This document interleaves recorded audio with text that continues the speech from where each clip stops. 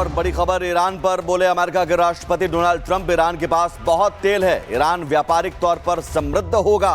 तो अब इसमें व्यापार का एंगल आ गया है। ईरान के पास बहुत तेल है और व्यापारिक तौर पर ईरान होगा। अमेरिकी राष्ट्रपति डोनाल्ड ट्रंप का यह बड़ा बयान। सीज फायर के बाद अब ईरान से क्या ट्रेड डील को लेकर बात होगी, तेल के व्यापार को लेकर बात होगी। ये इशारा डोनाल्ड ट्रंप, जो कि खुद भी राष्ट्रपति हैं लेकिन उससे पहले एक बड़े और सफल बिजनेसमैन भी, और हर चीज को ट्रेड डील के जरिए, ट्रेड एंगल से देखते हैं। यहां पर भी क्या वो एंगल सामने आ चुका है कि अब ईरान के पास बहुत तेल है। तो चलिए अब तेल का व्यापार करते हैं। और इसी बीच एक और बड़ी खबर आपको बता दें, ब्रिटेन के प्रधानमंत्री स्टार्मर का बयान सामने आया है। ईरान इजराइल के बीच सीज फायर कायम रहना चाहिए, ईरान को परमाणु हथियार बनाने की इजाजत न मिले, ईरान को बातचीत की टेबल पर आना चाहिए, ये स्टार्मर ने कहा है। तो देखिए बड़ी खबर आपको बता रहे हैं, ईरान इजराइल सीज फायर पर भी यहां पर बोले हैं ब्रिटेन के प्रधानमंत्री। स्टार्मर का बयान सामने आया है कि जो सीज फायर है वो कायम रहना चाहिए, यानी कि 12 दिनों तक चला ये युद्ध अब रुक गया है, थम गया है, ईरान को परमाणु हथियार बनाने की इजाजत न मिले। एक और बड़ी खबर सीज फायर के बाद अब ईरान का इजराइल को धमकी। कहा सीज फायर तोड़ा तो भुगतना होगा विनाशकारी अंजाम। सीज फायर तो हो चुका है लेकिन धमकी भरी भाषा का इस्तेमाल हो रहा है। ईरान और इजराइल एक दूसरे के लिए कह रहे हैं कि सीज फायर तोड़ा तो अंजाम भुगतना होगा। इजराइल ने भी कहा, ईरान ने भी कहा कि अगर अब हमला हुआ तो जवाबी कार्रवाई होगी, जवाबी पलटवार होगा, जोरदार पलटवार होगा। तो क्या ये सीज फायर इस धमकी भरी भाषा के बीच टिका रहेगा, क्योंकि दोनों तरफ से इस तरह की भाषा का इस्तेमाल हो रहा है। सीज फायर तोड़ा तो भुगतना होगा विनाशकारी अंजाम। सीज फायर के बाद ईरान का इजराइल को धमकी, ये बड़ी धमकी दी जा रही है। तो 12 दिनों तक चले खून खराबे, मिसाइल हमले और तनाव के बाद आखिरकार ईरान और इजराइल के बीच सीज फायर हो गया है। लेकिन क्या ये शांति स्थायी होगी या सिर्फ अगली जंग से पहले की ये शांति है? ये रिपोर्ट देखिए।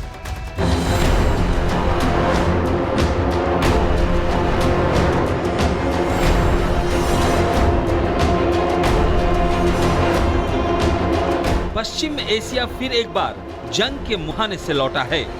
ईरान और इजराइल के बीच 12 दिन तक चले सैन्य संघर्ष के बाद अब दोनों देशों ने सीज फायर की घोषणा कर दी है। इस जंग में सैकड़ों लोगों की जानें गईं और हजारों बेघर हो गए। सूत्रों के मुताबिक इस सीज फायर के पीछे बड़ी भूमिका रही अमेरिका, कतर और यूरोपियन यूनियन की। अमेरिका ने बैक चैनल डिप्लोमेसी के जरिए तेहरान और तेल अवीव दोनों पर दबाव बनाया। वहीं संयुक्त राष्ट्र ने इस तनाव को विश्व शांति के लिए खतरा बताया। अमेरिकी राष्ट्रपति डोनाल्ड ट्रंप ने सबसे पहले सोशल मीडिया पर सीज फायर की जानकारी दी। ट्रंप ने लिखा, सभी को बधाई। इस बात पर इजराइल और ईरान के बीच पूरी तरह से सहमति बन गई है कि पूर्ण और संपूर्ण युद्ध विराम होगा। हालांकि ट्रंप के ऐलान के बाद भी ईरान और इजराइल दोनों एक दूसरे पर मिसाइलें बरसाते रहे और अमेरिका सीज फायर का उल्लंघन देखता रहा। लेकिन बाद में दोनों ने सीज फायर पर अपनी सहमति जताई और जंग से जंगबंदी तक का सफर पूरा हुआ। आपको बता दें कि ये संघर्ष किसी भी वक्त पूरे मिडिल ईस्ट को अपनी चपेट में ले सकता है, इसलिए ये सीज फायर वक्त की सख्त जरूरत थी। 12 दिन तक चले इस जंग में कौन जीता कौन हारा, इसका फैसला दोनों देश अपने अपने हिसाब से कर रहे हैं। इजराइल कह रहा है कि उसके सारे मकसद पूरे हो गए, वहीं ईरान इजराइल के साथ 12 दिनों तक चले युद्ध में अपनी सेना की कार्रवाई की प्रशंसा कर रहा है। ईरान की राजधानी तेहरान में तो बाकायदा सीज फायर के बाद जश्न मनाया गया। वहीं सीज फायर के बाद इजराइल के पीएम नेतन्याहू ने भी अपनी पीठ थपथपाई और कहा, हम शेर की तरह उठे और हमारी दहाड़ ने तेहरान को हिला दिया। यह युद्ध दुनिया की सभी सेनाओं को सिखाया जाएगा। हमने अराक, नतांज, इस्फहान में महत्वपूर्ण सुविधाओं को नष्ट कर दिया। हमने ऐतिहासिक जीत हासिल की। फिलहाल सीज फायर को लेकर ईरान और इजराइल के अपने अपने दावे हैं।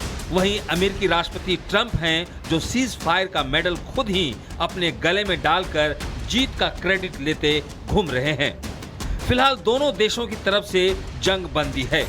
हालांकि शांति की ये सांस कितनी लंबी चलेगी ये कहना मुश्किल है।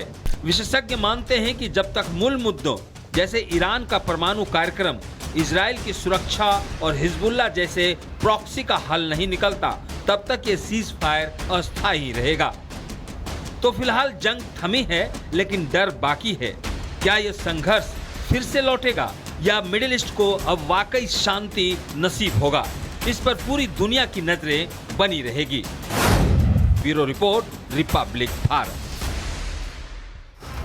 तो ईरान इजराइल युद्ध फिलहाल थम गया है, लेकिन इस युद्ध में किसको कितना नुकसान हुआ है ये हम आपको ग्राफिक्स के जरिए बताते हैं। देखिए, इजराइल की अगर बात करें तो 300 से ज्यादा एयर स्ट्राइक इजराइल में हुई है। वहीं 600 बैलिस्टिक मिसाइलों से हमला ईरान में हुआ है, तो ये ईरान की तरफ से किया गया। इजराइल में अगर कहें तो 30 से ज्यादा लोगों की मौत हुई है। वहीं ईरान की अगर बात करें तो 800 से ज्यादा लोगों की मौत हुई है, यानी कि ईरान को ज्यादा नुकसान हुआ है। इजराइल की बात करें तो सैन्य कमांडर के मारे जाने की पुष्टि नहीं है, ऐसा कहा जा रहा है, लेकिन ऐसी पुष्टि नहीं है। ईरान में अगर कहें तो 20 सैन्य कमांडर मारे गए हैं। ये बड़ी खबर है। आपको बता दें कि किस तरीके से ये बड़ी खबर उस समय आई थी कि कई टॉप लीडर्स है उनको मार दिया गया था। वहीं इजराइल की अगर बात करें तो तेल अवीव, हाइफा में भारी तबाही हुई है। ईरान की अगर बात करें तो देखिए कई परमाणु वैज्ञानिकों की भी मौत की जानकारी। मोसाद हेडक्वार्टर पर हमला यहां पर इजराइल में किया गया। और वहीं ईरान की अगर बात करें तो देखिए परमाणु ठिकानों का बड़ा नुकसान हुआ है। अमेरिका ने B-2 बॉम्बर से बड़ा नुकसान किया है। इजराइल की अगर बात करें तो देखिए आयरन डोम कई हमले रोकने में नाकाम रहा है, इजराइल का आयरन डोम। और ईरान की अगर बात करें तो एयर डिफेंस सिस्टम कमजोर साबित हुआ है। वहीं इजराइल की अगर बात करें तो देखिए अमेरिका और G7 देशों का समर्थन इजराइल को मिला है। चलेंगे सुमित के पास।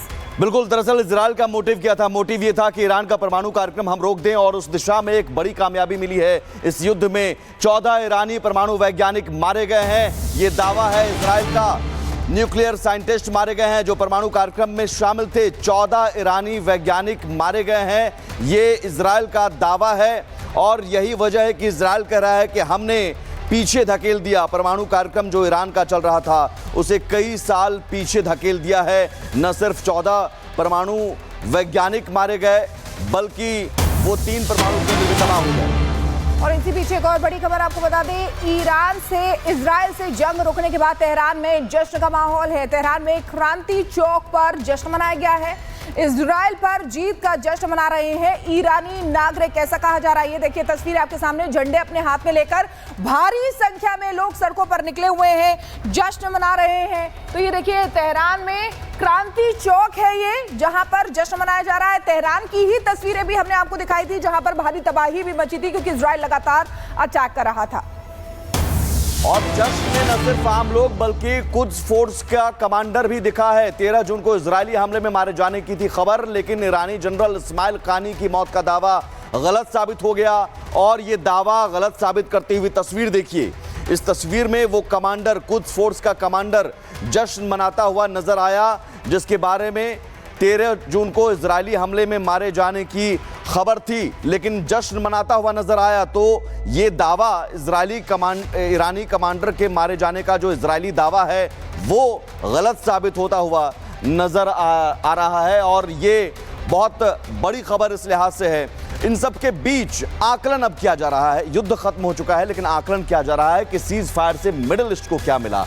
हवाई सेवाएं बहाल हो गई, चूंकि कतर पर जब हमला हुआ तो हवाई सेवाएं बाधित हो गई थी। कच्चे तेल के दाम स्थिर हो गए, 4% की बढ़ोतरी हो गई थी, लेकिन फिर गिरावट। शेयर बाजार में अब सुधार नजर आ रहा है। मानवाधिकार संगठनों ने राहत कार्य शुरू कर दिए हैं। कई लोगों की मौत हुई है, कई लोग घायल हुए हैं, कई लोग बेघर हुए हैं। तो अब इस लिहाज से मानवाधिकार संगठन आगे आए हैं और उन्होंने राहत कार्य शुरू कर दिया है। तो सीज फायर से मिडिल ईस्ट को क्या मिला? ये मिला राहत, शांति और हवाई सेवाएं बहाल हो गई हैं। अगली बड़ी खबर शिखा बता रही है।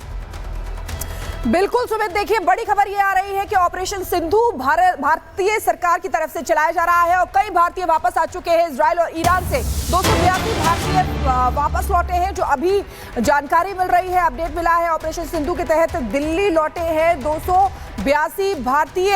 ये बड़ी खबर आपको बता रहे हैं। ऑपरेशन सिंधु के तहत दिल्ली लौटे 282 भारतीय और कई छात्र ऐसे हैं जो वहां पढ़ रहे थे लेकिन अब वापस आए हैं। और इजराइल की अगर बात करें तो देखिए इजराइल से भी 500 से ज्यादा छात्र वापस आ चुके हैं और साथ ही साथ आपको बताएं कि अभी भी ये प्रक्रिया लगातार जारी है। खुदा का शुक्र है कि हम वापस लौट आए और अच्छे से हमारे साथ जो बिहेव हुआ वो भी बहुत अच्छे से। जो एम्बेसी इंडिया की तरफ से वहाँ पर मौजूद थी उनका भी हम बहुत बहुत शुक्रगुजार कर रहे हैं। हम शुक्रगुजार हैं लोगों के और हुकूमत के जिसने हमें यहाँ पर वापस लाया। माशाल्लाह बहुत अच्छा आप लोगों ने इंतज़ाम के साथ हम लोगों को बुलाया। होटल का भी बहुत अच्छा इंतज़ाम था और एम्बेसी के लोग वहाँ पर मौजूद थे हमें लेने के लिए यानी क़ुम शहर में, और हमें कोई मुश्किल नहीं हुई और आपका बहुत बहुत शुक्रिया अदा करते हैं। We will thanks to my government और स्पेशली हमारे प्राइम मिनिस्टर साहब का। दोनों सरकारों ने हमारे साथ कोऑपरेट किया है। ईरान और हिंदुस्तान की दोनों सरकारों ने बहुत ही अच्छा बर्ताव हमारे साथ और बहुत अच्छे से हम लोगों को वहाँ से निकाला। कोई मुश्किल किसी तरह की नहीं। और हमारे एम्बेसी ने हमारा बहुत अच्छा ख्याल रखा है और हमको 5 स्टार होटल भी वहाँ पे दिए, बेहतरीन खाने दिए और किसी तरह की हमको परेशानी नहीं हुई। हमको कुछ महसूस ही नहीं हो रहा था कि वहाँ पे कोई जंग का माहौल है और हमको बेहतरीन तरीके से यहाँ से हमारे हिंदुस्तान एम्बेसी ने हमको यहाँ तक पहुँचाया और हम बहुत खुश हैं और हम चाहते हैं कि हमारा हिंदुस्तान ऐसे पूरी दुनिया में अपना झंडा लहराता रहे।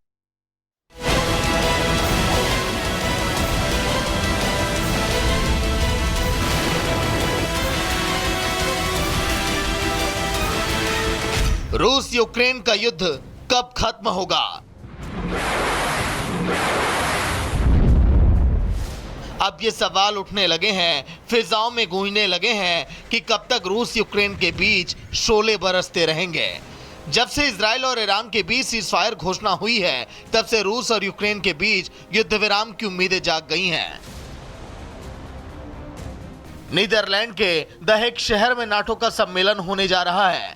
इस बार की बैठक को नाटो के इतिहास की सबसे अहम बैठकों में माना जा रहा है क्योंकि नाटो सम्मेलन ऐसे समय हो रहा है जब इजराइल ईरान के बीच युद्ध विराम हो चुका है जबकि रूस यूक्रेन में युद्ध जारी है। अमेरिकी राष्ट्रपति ट्रंप नीदरलैंड पहुंच गए हैं। इसके साथ ही संगठन के 38 देश भी शामिल हो रहे हैं। इतना ही नहीं, सम्मेलन में यूक्रेन के राष्ट्रपति जेलेंस्की को भी न्योता भेजा गया है। ऐसे में उम्मीद जताई जा रही है कि ट्रंप और जेलेंस्की के बीच मुलाकात होगी और इस मुलाकात के दौरान युद्ध विराम पर चर्चा होगी। वैसे ट्रंप ईरान इजराइल के बीच सीज़फायर को लेकर चर्चा में हैं और अब ट्रंप रूस यूक्रेन युद्ध को समाप्त करने की दिशा में सक्रिय हो गए हैं।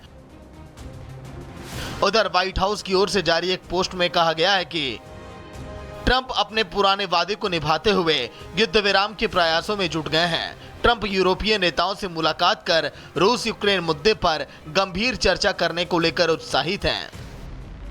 इससे पहले भी ट्रंप रूस यूक्रेन के बीच युद्ध खत्म कराने में जुटे थे, लेकिन यूक्रेन के राष्ट्रपति जेलेंस्की ने ट्रंप की शर्तों को साफ साफ मना कर दिया है।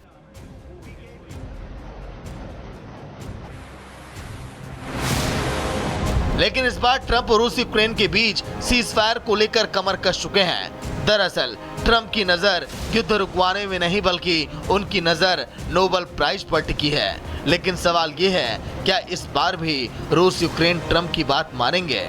Bureau report, Republic Bharat.